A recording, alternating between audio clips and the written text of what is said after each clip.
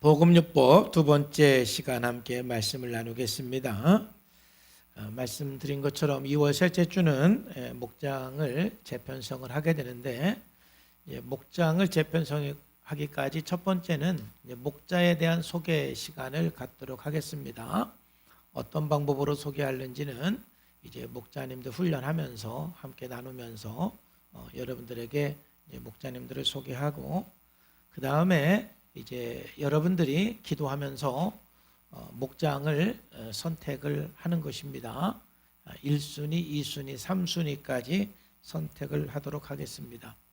이번이 세 번째로 우리가 목장을 이제 편성을 하는 것인데, 같은 방법으로 합니다. 이번에 좀 다른 방법으로 할까 하면서 좀 생각하고 기도했는데, 하나님께서 저에게 또 주시는 말씀은 목장을 재편성하는 그 과정 가운데 어떤 인본주의적인 생각은 배제가 되고 100% 성령의 역사에 의해서 편성되기를, 참 그런 감동을, 편성되기를 원하는 감동을 하나님께서 주셔가지고, 그때부터 제가 기도하는 것은 이 목장이 편성되는 모든 과정 속에서 인간의 생각은 배제가 되고 100% 성령님의 역사에 의해서 편성될 수 있도록 기도하고 있습니다. 여러분들도 너무 생각 많이 하고 걱정 많이 하지 마시고, 오직 성령님에 의해서 재편성될 수 있도록 기도하시기를 바랍니다. 왜냐하면 내 생각과 하나님의 생각은 좀 다를 수가 있어요. 근데 결과적으로는 하나님의 뜻에 의해서 갈 때 우리들에게 가장 좋거든요.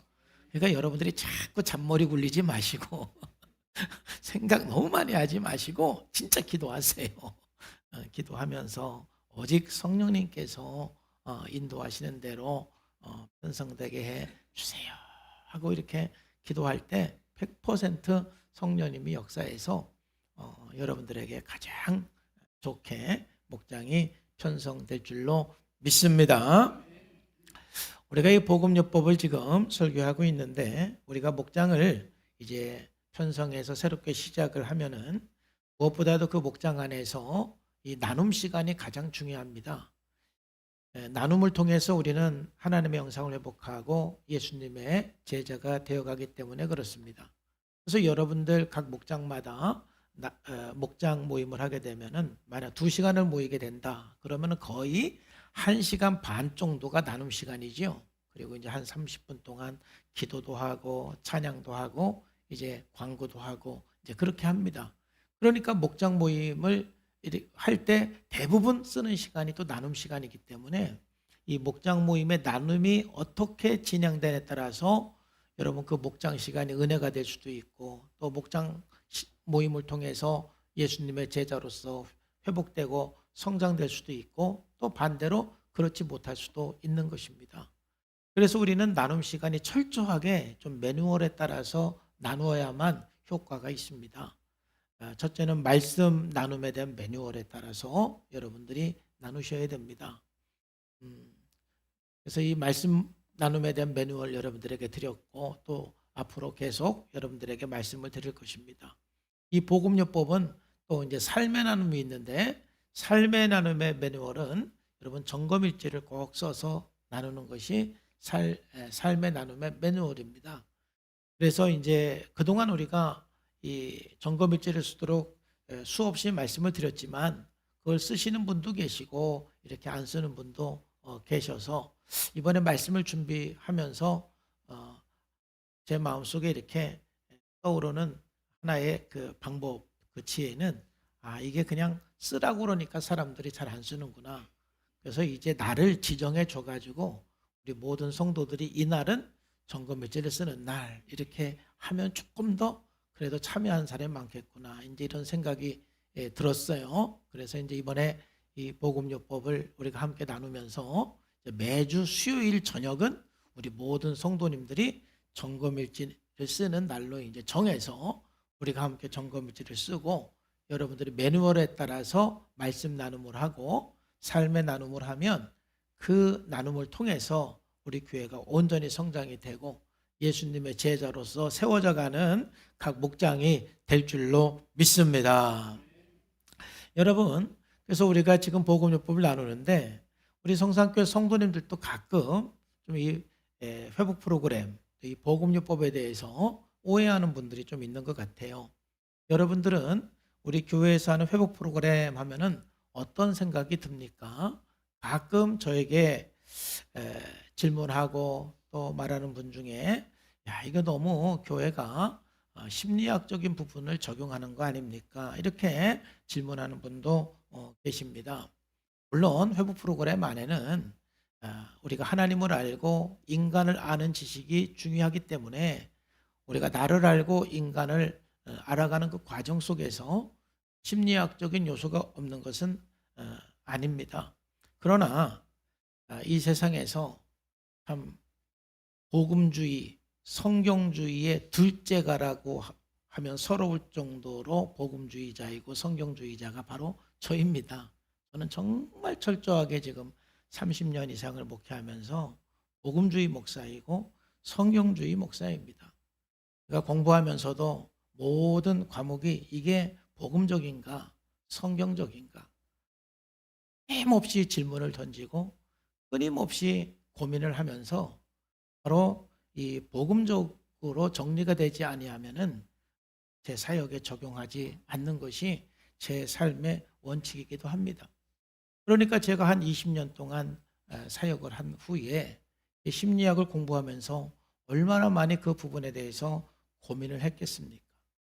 그래서 여러분 정말 감사한 것은 그 심리학적인 그 모든 내용들을 복음적으로 승화시켜서 만드는 것이 바로 이 복음요법이고, 그리고 제 책과 강의를 통해서 수많은 목사님들이 감동하는 것은 어떻게 심리학적인 내용을 개혁주의 신학의 용어로 잘 풀어서 설명을 한 거에 대해서 감동을 하고 상당히 그 높은 평가를 하고 있습니다.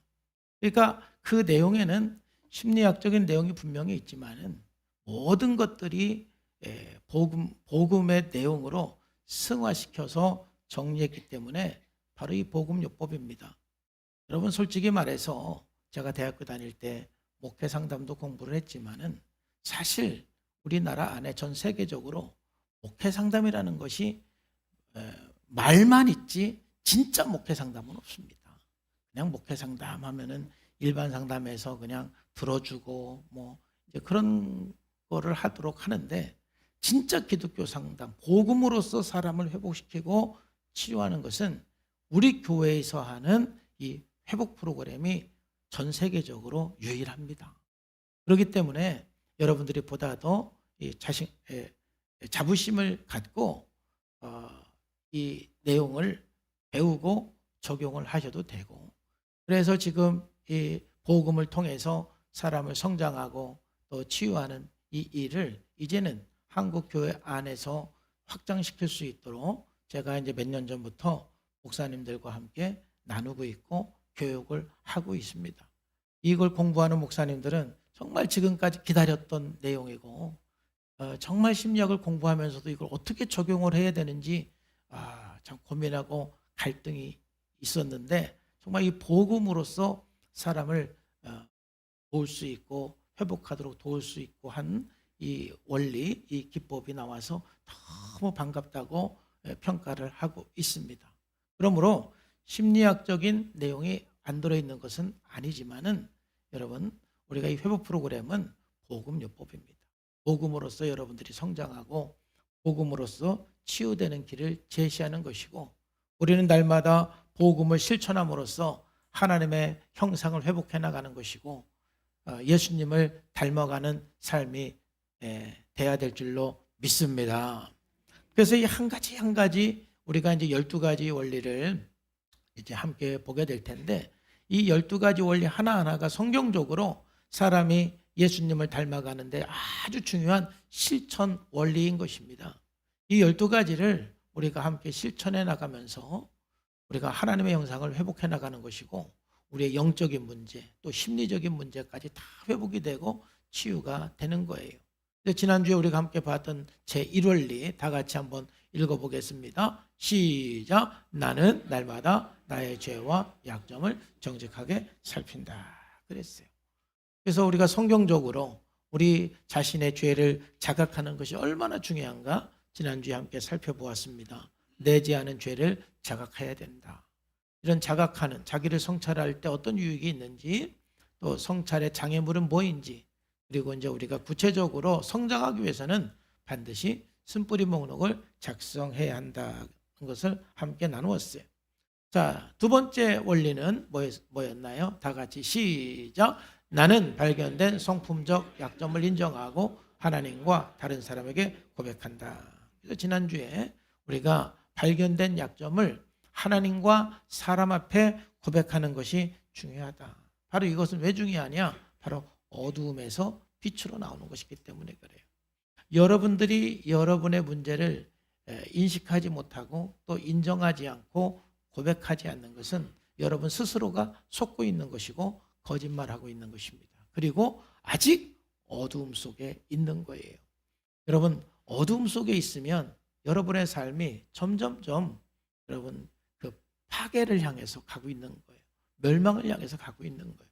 우리는 빛으로 나와야 되는 거예요. 그러니까 빛으로 나오려면은 솔직하게 자각하고 인정하고 고백해야 하는 것입니다. 아마 여러분들이 관계하면서 가장 관계하기 힘든 사람 또는 관계하고 싶지 않은 사람은 바로 이런 사람일 거예요. 자기 문제가 있는데 그걸 인식하지 않고 또 인정도 안 하고 고백도 안 하고 평생 미안하다는 말 한마디 못하는 사람. 그런 사람들 옆에 아마 있으면은 함께 하기가 쉽지 않을 거예요. 그러나 아무리 좀 부족한 면이 있고 좀 문제가 있다 할지라도 쉽게 자기 문제를 인정하고 그 다음에 이 부분은 내가 잘못했어요. 이 부분은 내가 좀 부족했습니다 하고 고백하면은 여러분 충분히 이해할 수가 있고 용서할 수가 있잖아요. 그리고 그런 사람들은 그 어두움에서 빛으로 나오기 때문에 계속해서 성장하고 또 성숙을 향해서 나가게 되는 것입니다. 지난주 여기까지 우리가 이제 성경적으로 살펴봤고 오늘부터 이제 나눌 것은 그럼 우리가 이렇게 시인하는 것, 고백하는 것이 왜 중요하냐? 나의 문제를 자각하고 고백하는 것이 왜 중요하냐면은 첫 번째는 그럼으로써 여러분들이 통합되는 거예요. 내 자신이 통합이 되고 내 자아가 확장이 일어나게 되는 거예요. 여러분 여기서 먼저 말씀을 드릴 것은 뭐냐면은 우리가 이렇게 이제 아마 여러분들도 이런 이 복음요법을 공부하면서 또 쓴뿌리를 자각하면서 함정에 많이 빠지는 분들이 있고 그 함정에 빠졌을 때 좀 거기에 대해서 좀 부정적인 생각을 갖는 분들이 있는데 여러분이 이러한 그 복음요법을 우리가 적용하면서 빠지지 말아야 된 함정 3가지가 있어요. 첫 번째 함정은 뭐냐면은 우리가 자각하고 이렇게 인정하고 고백을 하다 보면은 첫 번째 너무 과도하게 자기 자신을 분석하는 이 함정을 빠지면 안 됩니다. 여러분들이 좀 더 이해하기 쉽게 설명하는 것은 뭐냐면은 여러분 우리가 예수 믿으면서 여러 가지 어려움들이 있고 또 가정의 어려움들이 있을 때 거기에 악한 영이 역사하는 게 있습니까 없습니까? 있지요. 교회에도 여러 가지 어려움이 있을 때 거기 악한 영이 역사하고 귀신 역사하고 성경은 분명히 악한 영의 존재를 얘기하고 귀신의 존재를 얘기합니다. 자, 그래서 여러분의 가정에 어둠의 영, 악한 영을 파쇄하는 기도를 해야 된다. 우리 교회 안에서 악한 영, 악한 귀신이 떠나도록 우리가 기도해야 된다. 충분히 강조하고 여러분들에게 가르쳐야 되는 것이죠. 그런데 그걸 가르쳤더니 이제는 모든 걸 다 귀신으로 보는 거야. 그래서 이제 기침만 해도 아이고 귀신 들렸네. 길에 가다가 탁 돌불에 넘어져도 아이고 귀신이 또 나를 넘어지게 했네. 이게 바로 과도하게 귀신 그러는 거예요. 그거는 바로 함정에 빠진 거예요. 분명히 우리 삶 속에서 악한 영이 역사하지만 모든 문제를 갖다가 그렇게 이것도 귀신의 역사, 저것도 귀신의 역사 그렇게 하는 것은 바로 너무 과도하기 때문에 안 되는 것이죠. 우리가 이 쓴뿌리를 인정하고 그걸 고백하고 고백하는 것은 중요한 것이지만 모든 거에 다 쓴뿌리 때문에 너무 과도하게 하는 것은 여러분들이 지금 함정에 빠진 거예요. 그러라고 우리가 이 복음요법을 적용하는 건 아니거든요. 여러분 너무 과도하게 여러분들의 쓴뿌리를 생각하고 분석하는 것은 효과적이지 않습니다. 두 번째 빠지는 함정이 뭐냐면은 바로 부정적인 편향인데, 바로 자기 스스로 그렇게 자기 자신을 낙인을 찍어버리는 거예요. 예를 들어서 분노의 쓴뿌리가 있다. 그럼 나는 화가 많은 사람. 나는 낮은 자존감의 쓴뿌리가 있다. 그럼 나는 낮은 자존감 있는 사람. 상대방이 나를 낙인을 찍기도 하지만 나 스스로도 그렇게 너는 그런 사람이야. 나는 그런 사람이야 하고 낙인을 찍는 것도 여러분 지금 함정에 빠진 거예요. 그러라고 이런 공부를 하는 게 아닌 거예요. 그러려고 내가 나를 성찰하고 나를 자각하고 또 인정하고 고백한 게 아니거든요. 그런데 가끔 그렇게 어떤 부정적 편향에 빠져서 뭔가 이 낙인 효과로 오히려 그런 쓴뿌리를 자각하면서 나는 그래서 어쩔 수가 없어. 나는 이런 사람이야. 뭐 그런 삶 속에서 좀 힘들어하는 사람들이 있어요. 그거는 여러분들이 지금 함정에 빠져서 그런 거예요. 함정에 빠지면 안 돼요. 세 번째 빠지는 함정은 뭐냐면은 너무 과거에 집착하는 거거든요. 그러니까는 우리의 어떤 내면의 문제, 쓴뿌리가 형성되는 것은 분명히 과거의 경험 때문에 이루어진 건 사실이에요. 그렇기 때문에 그걸 알기 위해서 우리가 과거에 어떠한 일이 있었는지 우리가 보는 건 중요한 것이죠.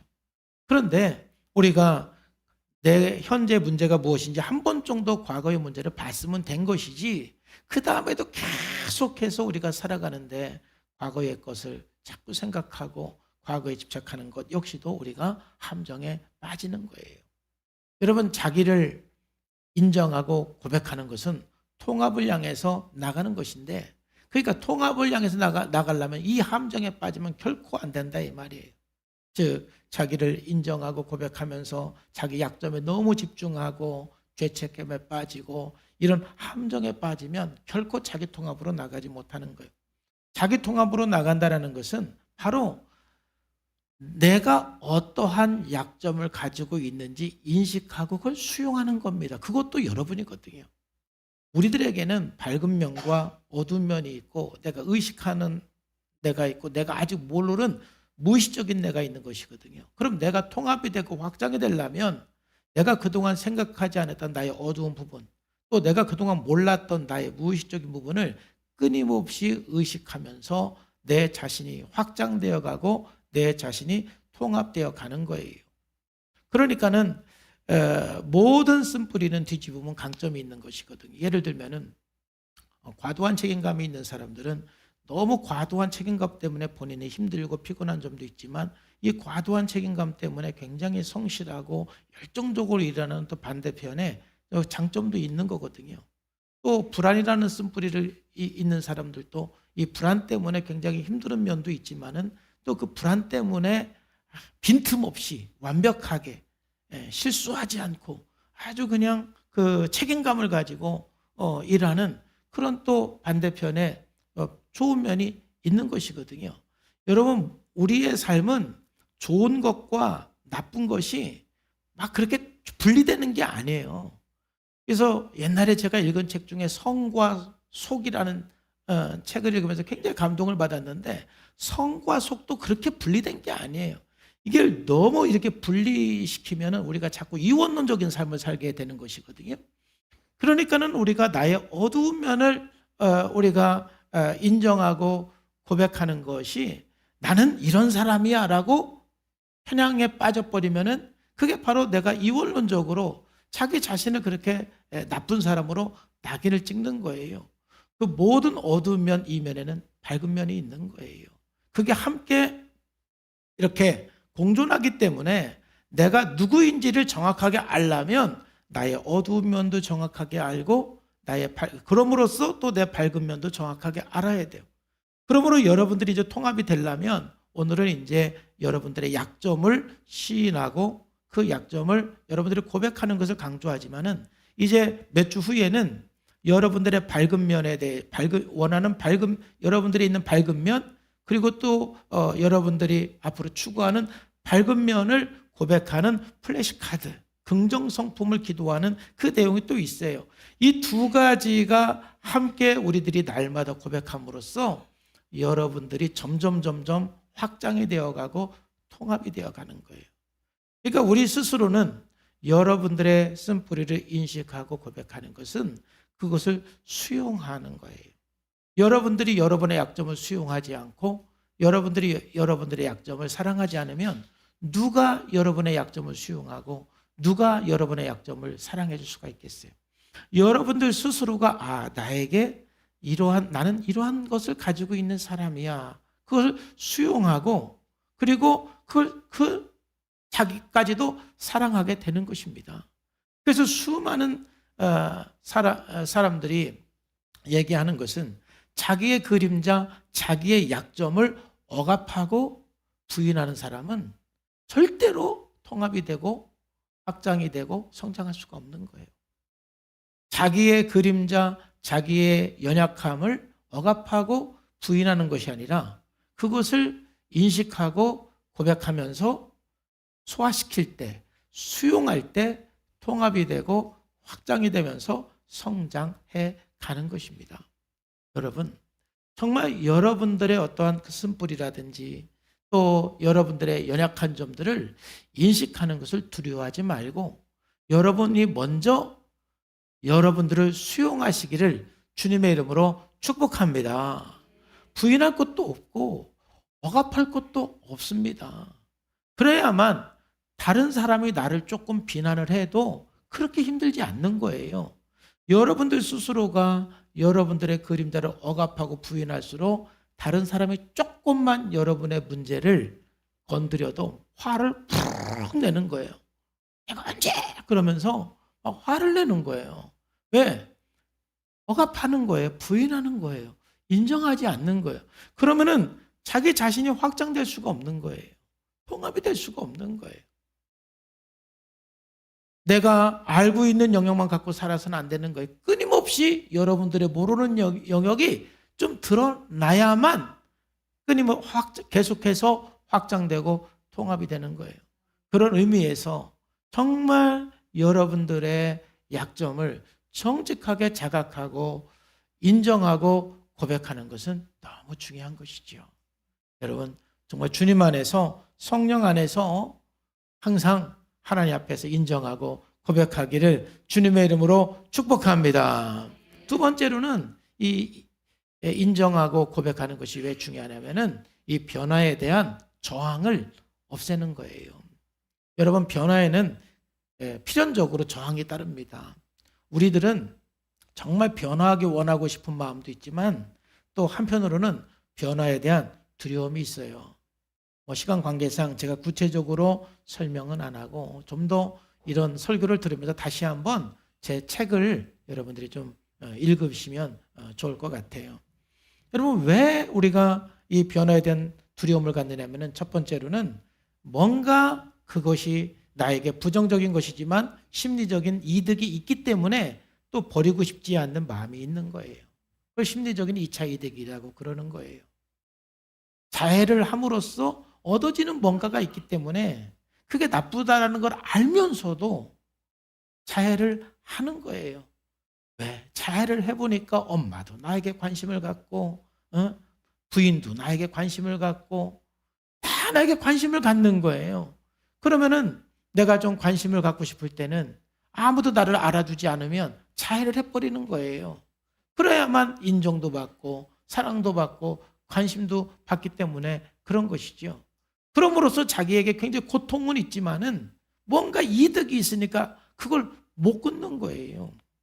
두 번째로는 왜 이 저항이 생기느냐면은 바로 너무 그게 나쁘다라는 건 좀 비효과적이라는 건 알지만서도 너무 나에게 익숙한 습관이 되었기 때문에 그래요. 그래서 우리의 변화는 습관과의 싸움이에요. 이 습관이 한번 이루어지면 그 패턴, 그 습관을 바꾼다는 것이 보통 어려운 게 아니에요. 그래서 저항이 끊임없이 생기게 되는 것입니다. 이 저항을 없앨 수 있는 가장 좋은 방법은 인정하고 고백하는 거예요.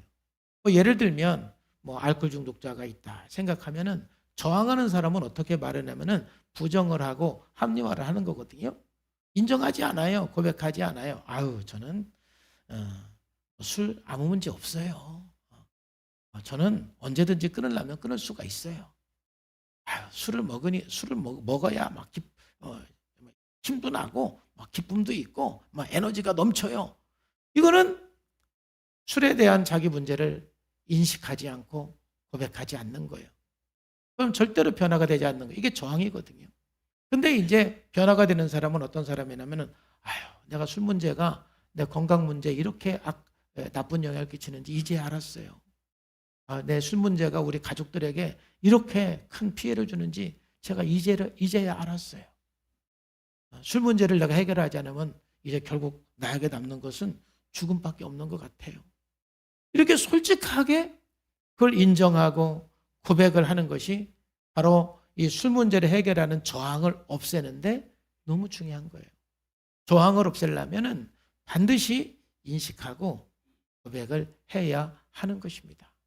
여러분의 그 문제를 정직하게 하나님 앞에 또 안전한 공동체의 목장 안에서 고백하는 것이 이래서 중요한 것입니다.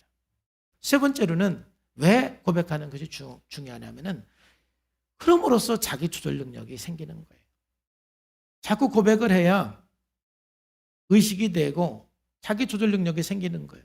이제 여러분들이 이번에 공부하면서 회복의 길 기도를 지금 계속 하고 있는 분들이 아마 경험하고 있는 것은 이 기도할 때와 기도하지 않을 때 나의 어떤 그 내면의 그 약점을 인식하고 고백할 때와 고백하지 않을 때 큰 차이는 자기 조절 능력인 거거든요. 사람들이 왜 자기 조절 능력이 없느냐 하면은 무의식적으로 살기 때문에 자기 조절 능력이 없는 거예요. 사람들은 생각하지 않고 살거든요. 그러니까는 생각을 안 하니까 무의식은 큰 특징 중에 하나가 자율성이에요. 자율성. 이 자율성이라는 뜻은 뭐냐면은 아무도 못 말린다는 뜻이에요. 여러분들의 무의식은 아무도 못 말려요. 그렇기 때문에 누구도 통제할 수가 없는 게 우리들의 무의식인 거예요. 그래서 그 무의식이 나를 압도하면 이거는 큰일 나는 거거든요. 조절이 안 되는 거예요. 그러니까 평상시에 내 의식에서 인정하고 고백을 할 때 의식함으로써 이제 누구도 통제할 수 없는 내 무의식이 의식함으로써 고백함으로써 조절 가능해지게 되는 것이에요. 여러분 감정 조절도 마찬가지고 여러분의 모든 삶에서 절제하는 것도 마찬가지인데 구체적으로 여러분들이 인식하고 하나님 앞에 고백할 때 그리고 누군가에게 고백을 할 때 여러분 자기 조절 능력이 향상이 되고 감정 조절 능력이 향상이 되는 거예요. 여러분 정말 하나님 앞에 고백하는 삶이 되기를 주 예수님의 이름으로 축복합니다. 그러면 그 예를 한번 보면은 잘안 넘어가요. 회복의 교회도 한번 이제 고백하는 부분만 이제 하면은 주님 나에게는 고립의 쓴뿌리가 있습니다. 그로 인해서 소외감과 실망감을 느끼고 이웃과의 관계에서 비난과 판단, 단절의 문제가 발생합니다. 사역에서도 매우 수동적이 되었습니다. 이게 지금 고립을 통해서 나에게 일어나는 걸 솔직하게 고백하는 거거든요. 이름으로써 자기가 통합이 되고 확장이 되고 조절 능력도 향상이 되고 변화가 되는 거예요. 여러분 고립이라는 것이 다 나쁜 건 아니잖아요. 그러니까 고립이라는 쓴뿌리가 있는 사람은 충분히 혼자 있는 시간을 통해서 뭔가 창조적인 것을 이루고 혼자 있는 시간을 통해서 뭔가 여러분들이 묵상도 하고 그 혼자 있는 시간을 통해서 여러분들에게 굉장히 긍정적인 많은 일들도 할 수가 있는 거예요. 이게 다 나쁜 게 아니란 말이에요.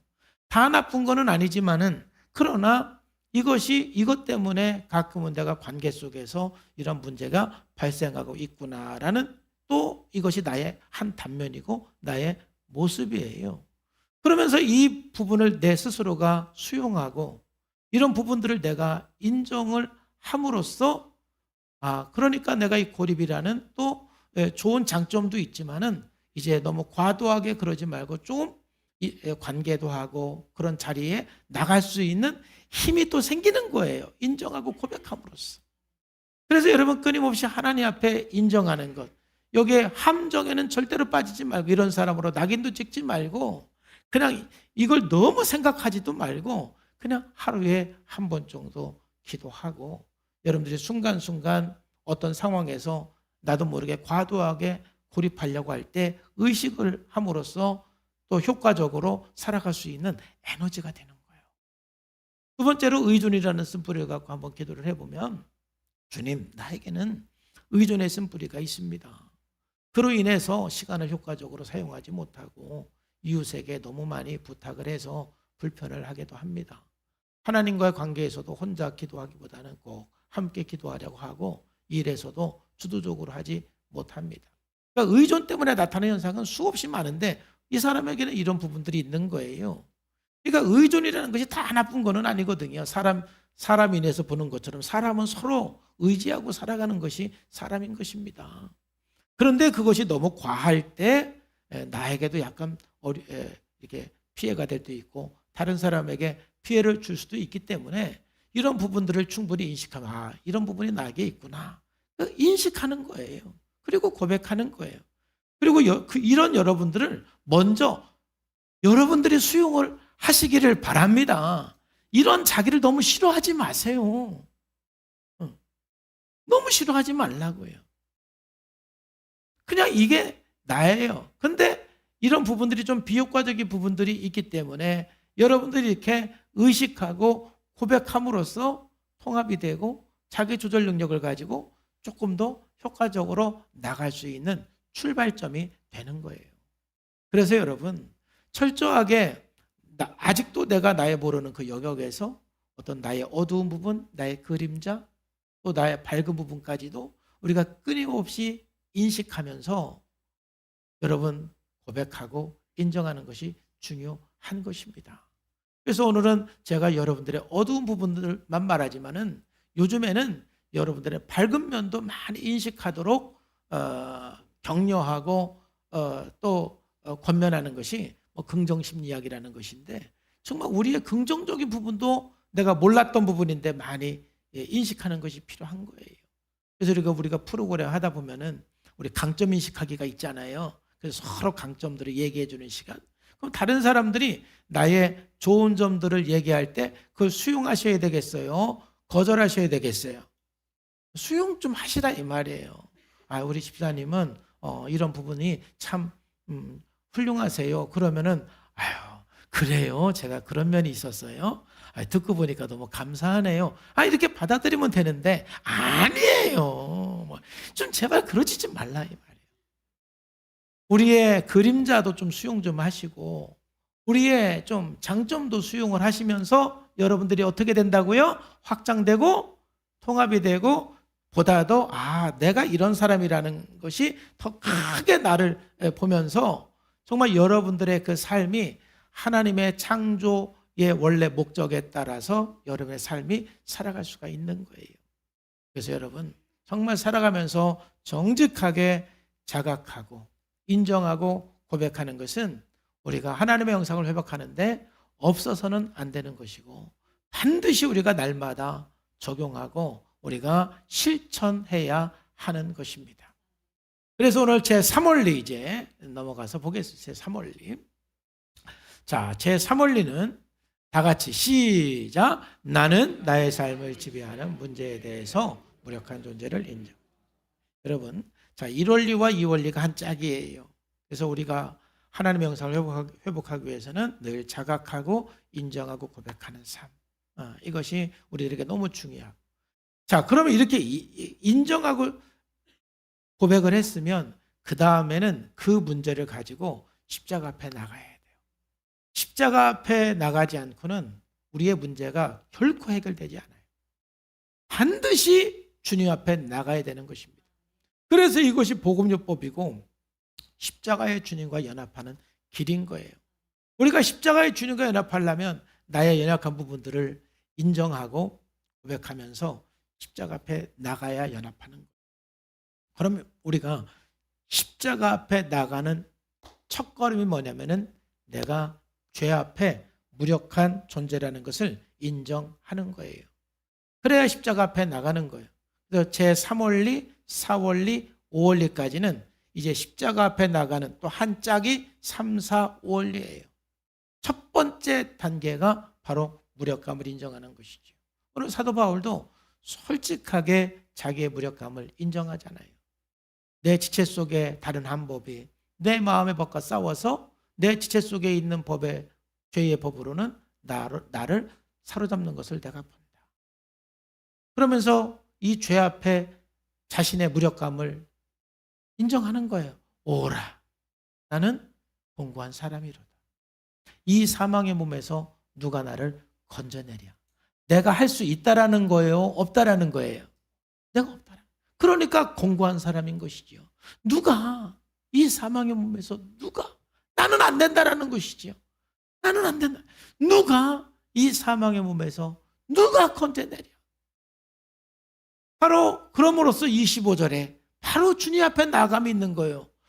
우리 주 예수 그리스도로 말미암아 하나님께 뭐하노라? 감사. 이 말은 그 누가는 사실은 벌써 사도 바울은 알고 있는 거예요. 주님만이, 주님의 십자가만이 이 사망의 몸에서 나를 건져낼 수가 있습니다. 그래서 그 유명한 갈라디아서 2장 20절이 있는 거예요. 이제 내가 사는 것은 내가 사는 것이 아니라 내 안에 있는 누가 사는 것이다? 그리스도께서 사시는 것이다. 나는 하루도 주님의 십자가 앞에 나가지 않고는 살 수가 없는 절망적인 사람입니다. 이 고백을 하는 거예요. 내가 이 죄 앞에 무력하다라는 것을 인정하지 않고는 십자가가 필요 없는 거예요. 전적으로 타락한 인간은 정말 죄에 대해서 무력한 존재이거든요. 그래서 인간의 여기서 양면성을 보는 거예요. 사람은 정말 이 양면성이 있어요. 이 다른 면으로는 하나님의 형상으로 지음받아서 너무너무 존귀하고 너무너무 위대하고 너무너무 능력이 있는 그 면이 있어요. 정말 이 세상의 모든 피조물 중에 인간보다 더 위대하고 능력 있는 피조물이 있습니까? 없습니까? 없지요. 인간보다 더 위대한 피조물은 없습니다. 인간보다 더 지혜로운 피조물은 없습니다. 인간보다 더 위대하고 능력 있는 피조물은 없습니다.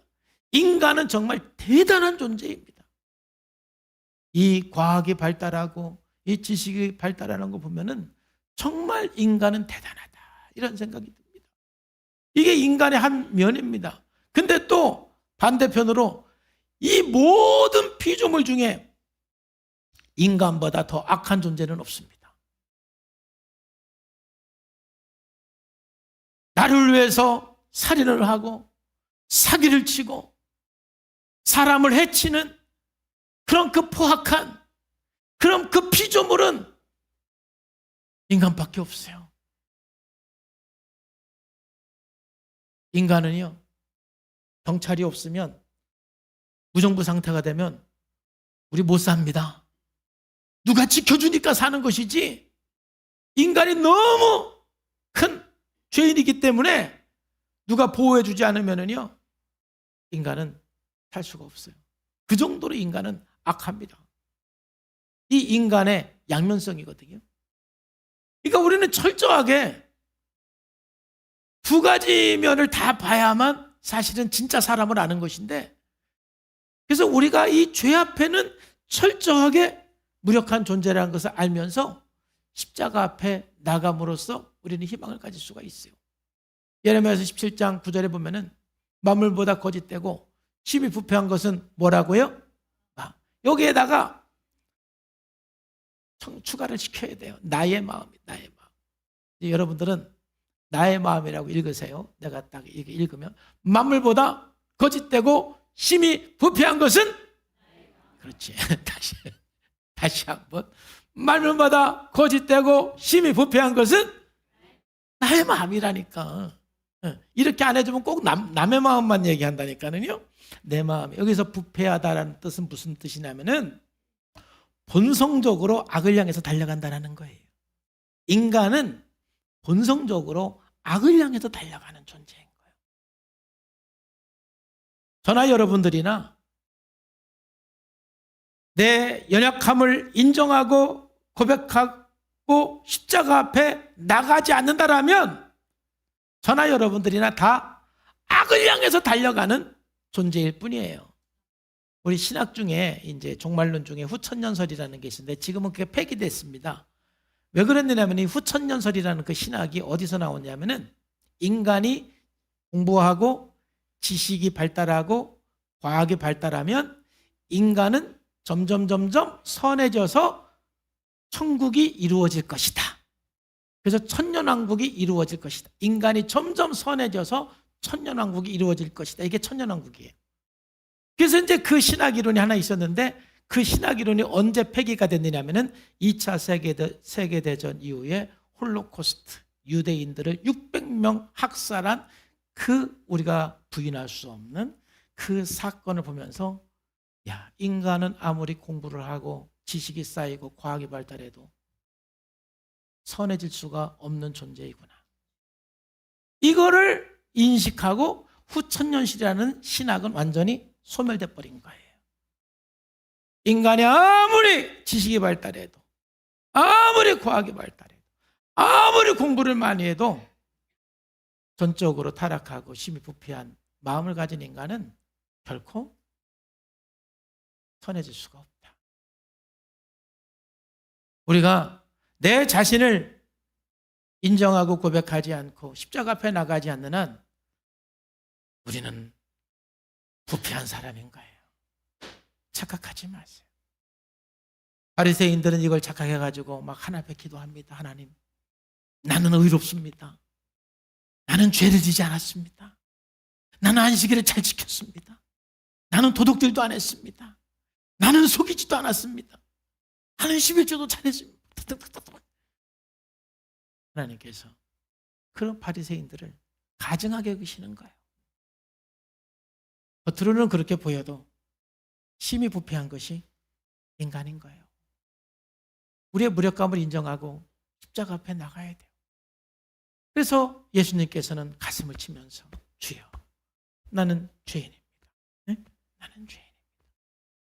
이 고백한 세리들을 향해서 예수님께서는 칭찬하신 거예요. 우리가 무력감을 인정할 때 비로소 십자가가 필요하고 예수님이 필요하고 주님 앞에 나가서 거룩해질 수가 있는 거예요. 그럼 우리가 날마다 우리의 무력함을 인정을 해야 되는데 왜 못하는가? 그게 바로 우리 교만 때문에 그렇습니다. 인간의 교만은 나의 무력감을 인정하지 않는 거예요. 여러분들 스스로가 나는 됐다, 나는 선줄로 생각하는 순간 교만해지기 시작하는 거예요. 오늘 사도 바울의 고백처럼 우리는 평생 오라 이 사명의 몸에서 누가 나를 건져낼고 평생 우리는 이 고백을 할 수밖에 없는 것이 부패한 마음을 가진 사람이고 죄에 대해서 무력한 존재이기 때문에 그렇습니다. 내가 뭔가 된 사람처럼 생각하고 나의 연약함을 인정하지 않고 고백하지 않고 또 그 나의 죄의 문제 앞에 무력함을 인정하지 않는 사람은 바로 그 사람이 교만한 거예요. 그럼 이 교만한 사람은 어떻게 살아갑니까? 그가 끊임없이 이 무력감 인정을 실패한 결과, 이 교만의 결과는 끊임없이 합리화시키고 회피하는 거예요. 정말 인간은요, 이 합리화, 이 회피의 이 모두가 다 달인입니다. 정말 이 합리화하는데 대단한 지능을 가졌고요. 회피하는데 대단한 지능을 가졌고요. 거짓말하는데 대단한 지능을 가졌습니다. 참 기가 막힐 정도로 인간들은 이 부분에 대해서 발달했습니다. 그러나 우리가 나 자신을 인정하고 고백하고 그 앞에 무력감을 인정하는 사람들은 합리화할 필요가 없어요. 회피할 필요가 없어요.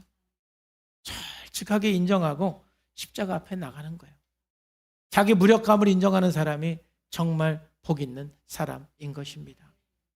사랑하는 성도 여러분, 정말 우리가 여러분들의 무력감을 인정하고 우리는 죄 앞에 정말 무력한 존재이고 우리 인간은 죽음 앞에는 정말 무력한 존재예요. 그 외에 다른 면에서는 정말 위대하고 유능하고 대단한 존재이지만 그러나 전 세계 모든 사람들은 죽음과 죄 앞에서는 아무것도 할 수 없는 무력한 존재인 거예요. 그 무력함을 인정할 때 우리는 십자가 앞에 나가게 되는 거예요. 저도 사역하면서 이 무력함을 인정하고 주님 앞에 나간 적이 있어요. 내가 얼마나 무력한 존재라는 것을 성령님께서 깨닫게 해준 그런 사건들이 있었지. 그럴 때 이제 늘 겸손하게 십자가 앞에 나가는 삶을 살게 되는 거예요. 히브리 4장 16절에 보면은 그러므로 우리는 긍휼하심을 받고 때를 따라 돕는 은혜를 얻기 위하여 은혜의 보좌 앞에 담대히 나갈 것이니라. 지금도 주님 없이는 저는 한순간도 살 수가 없습니다. 십자가의 은혜가 아니면 저는 살 수가 없습니다. 하루하루 십자가 앞에 나가지 않고는 살 수가 없는 것이 저 자신이라는 것을 저는 알고 있어요. 주님의 은혜가 없으면, 주님이 붙들어 주지 않으면 나의 부편이 마음이 거룩을 향해서 가기보다는 죄악을 향해서 가기 때문에 한순간도 주님을 놓치지 않고는, 주님 없이는 살 수가 없는 것이 저입니다. 여러분도 마찬가지인 거예요. 내가 철저하게 무력감을 인정할 때 우리는 십자가 앞에 나가서 자유할 수가 있는 것이거든요. 여러분, 그러므로 정말 주님 앞에 여러분들 교만하지 말고 십자가 앞에 무력감을 인정하시기를 축복합니다. 이 교만한 사람들은 그럼 언제 자기 무력함을 인정하느냐? 우리 인간은 다 교만하거든요. 여러분, 겸손합니까? 교만합니까? 한번 따라하세요. 저는 겸손합니다. 아니, 따라해, 진짜. 이건 뭐라 할래? 저는 겸손합니다. 이것도 맞는 말이야, 이것도. 여러분들이 겸손함이 없는 사람들은 아니에요. 근데 참 저는 교만합니다. 따라하라고 시작. 저는 교만합니다. 이것도 맞는 말이에요. 이것도. 우리 인간은 교만과 겸손이 두 가지가 다 있다니까요. 근데 정말 우리가 교만하지 말고 겸손해야 되거든요. 겸손한 사람은 뭐냐면은 무력감을 인정하는 사람들인데, 그러면 교만한 사람들이 언제 결국은 겸손하게 되느냐? 사람이 겸손하게 되는 그 시점이 있는데, 여러분들이 끊임없이 이 교만에서 겸손함으로 나가야 돼요. 근데 하나님께서 우리를 그렇게 만들어 가세요. 크게 두 가지로 우리를, 교만한 사람이 겸손함으로 나가게 하는데 크게 두 가지를 통해서 겸손함으로 나가게 해요. 이게 참 우리들에게는 하나님의 은혜예요. 첫 번째는 하나님께서는 끊임없이 우리들의 인생의 바닥을 경험하게 하세요. 그리고 이게 너무 감사한 거예요. 인생의 바닥을 경험을 하면서 하나님께서는 그때 우리에게 교만해서 어디로 넘어가게 해요? 겸손함으로 넘어가게. 첫 번째가 뭐냐면은 바로 육체의 바닥이거든요. 그러니까 사람은 나이를 먹어가면서 교만해져요, 겸손해져요. 나이 먹어가면서도 교만한 사람은 진짜 약이 없는 사람이야.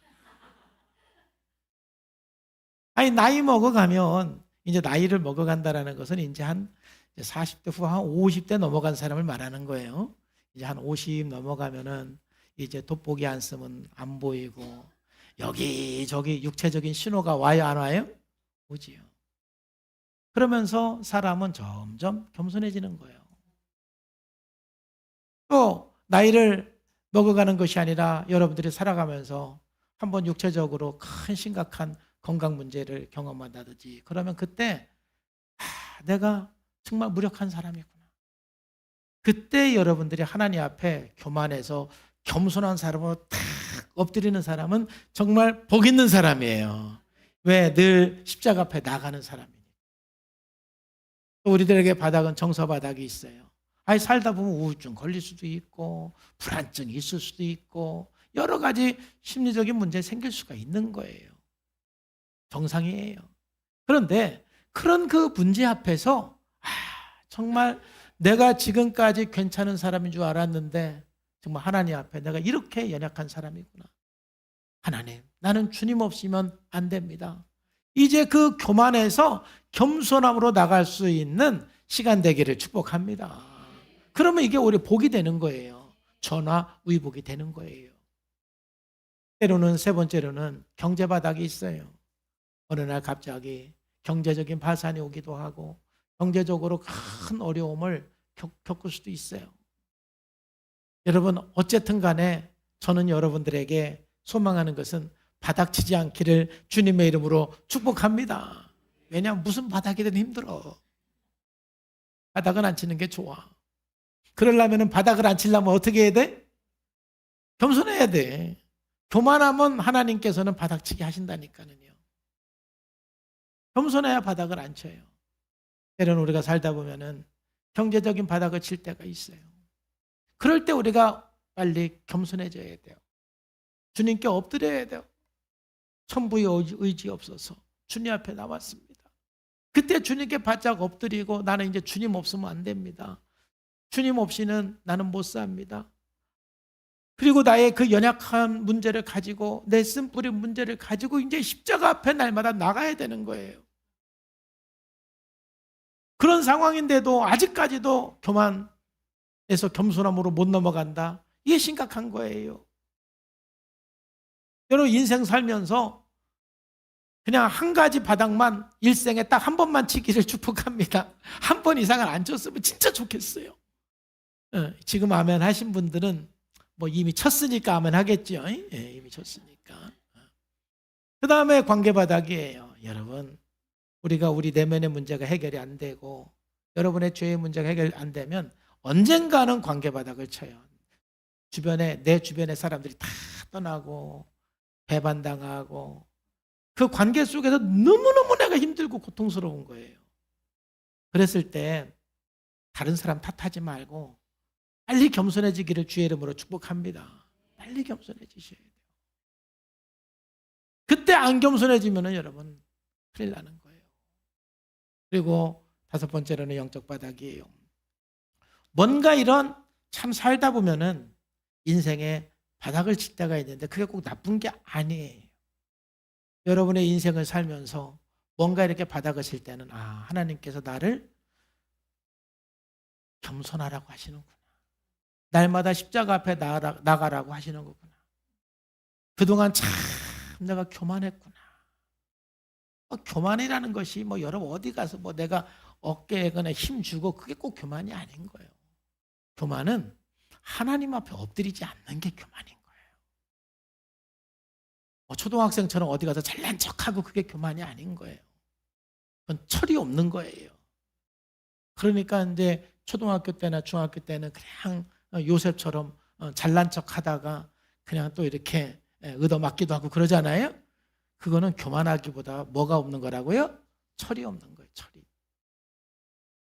나이 먹어서 그냥 자랑질하고 그런 거는 철이 없는 거예요. 성숙하지 못한 거예요. 교만한 건 아니에요. 진짜 교만한 건 뭐냐면 하나님 앞에 엎드리지 못하는 거예요. 아예 무력함을 인정하지 않는 것이 정말 교만한 거예요. 우리가 인생에 바닥을 쳤을 때 빨리 교만해서 겸손함으로 나가야 돼요. 두 번째는 여러분 언제 이제 우리가 우리의 무력감을 인정하고 하나님 앞에 나가냐면은 여러분들은 저는 이 경험을 했는데 여러분 이 경험을 통해서 이제 좀 겸손해지셔야 돼요. 여러분의 의지로 말씀을 지키려고 할 때. 그러니까 여러분의 의지로 여러분의 힘으로 사역을 할 때 언젠가는 반드시 번아웃 되고 무력감에 빠지면 그때 빨리 겸손해야 돼요. 저는 그 경험을 했어요. 막 제 힘으로 열심히 사역하다가 한번 확 넘어진 적이 있어요. 제가 간증했죠. 여러분 내 힘으로 하면은 무너지게 돼 있어요. 또 여러분의 힘으로 사랑할 수 없는 사람을 막 사랑하려고 지금 노력하면서 여러분들이 사랑이 많은 것처럼 보일 수 있지만 언젠간 무너져요. 여러분의 힘으로 사랑할 수 없는 사람 사랑할 수가 없어요. 당분간은 할 수가 있어요. 당분간은. 근데 지속적으로는 못합니다. 또 여러분의 힘으로 내가 예수 믿는 사람이니까 그래도 내가 목자니까 나는 다 용서할 거야. 근데 자기 힘으로 다 나 용서했어 하는데 그게 다 자기 힘으로 용서하는 거예요. 언젠가는 폭발을 해버립니다. 언젠가는 무너지게 돼 있어요. 여러분의 힘으로 사랑하고 여러분의 힘으로 용서하고 여러분의 힘으로 사역을 하다 보면은 언젠가는 무너지는 날이 와요. 그러면 그때 첫 번째 반응은 뭐냐면은 하나님, 내가 이렇게 열심히 살았는데 왜 이런 어려움이 오지요? 이게 첫 번째 반응인데 제가 그랬거든요. 그래가지고 막 모든 게 싫어지는 거예요. 근데 사실 그때가 나의 교만이 깨지고 겸손해져야 할 때인 것을 깨닫기를 바랍니다. 그때가.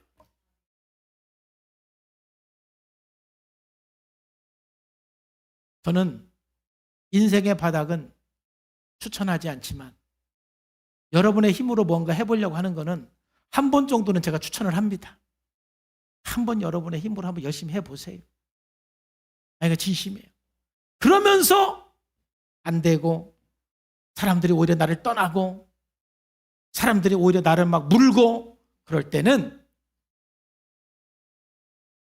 교만해서 빨리 겸손으로 나가라는 하나님의 쌓이는 것을 아시고 그때 주님 앞에 엎드리셔야 돼요. 주여, 나는 무력한 사람입니다. 내 힘으로는 아무것도 할 수 없습니다. 주님, 지금까지 내 힘으로 하려고 했습니다. 내 힘으로 사랑하려고 그랬고 내 힘으로 용서하려고 그랬습니다. 오라, 나는 공고한 사람이로다. 이 사망의 몸에서 누가 나를 건져낼까? 이 고백 속에서 주님의 십자가 앞에 나갈 때 그 십자가 앞에서 진정한 자유가 무엇인지, 성령으로 사는 것이 무엇인지, 하나님의 은혜로 사는 것이 무엇인지를 알기 시작하는 거예요. 사랑하는 성도 여러분, 하나님께서 우리를 부르신 것은 예수님의 제자가 되고 성장하고 회복하라고 부르셨어요. 우리가 예수님의 제자가 되고 성장하는 길은 날마다 복음을 실천함으로, 복음 안에 거함으로 성장하고 예수님의 제자가 될 수가 있습니다. 오늘 복음을 실천하는 구체적인 이 방법들을 제가 여러분과 함께 나누고 있는 거예요. 정말 철저하게 여러분의 문제를 자각하고 인정하고 고백하면서 그 문제 앞에서 무력감을 인정하고 십자가 앞에 나가는 그런 삶이 되기를 주 예수님의 이름으로 축복합니다. 기도하겠습니다. 하나님 아버지, 감사합니다. 오늘 또 성령님께서 은혜 주셔서 함께 해주심을 감사합니다. 거룩하신 아버지 하나님, 온전히 우리가 주님 안에서 나의 연약함을 인정하고 고백하고 그 문제 앞에서 무력한 존재임을 인정하며 십자가 앞에 나가는, 주님 앞에 나가는 겸손한 사람 되게 하여 주시옵소서. 예수님의 이름으로 감사하며 기도하옵나이다. 아멘.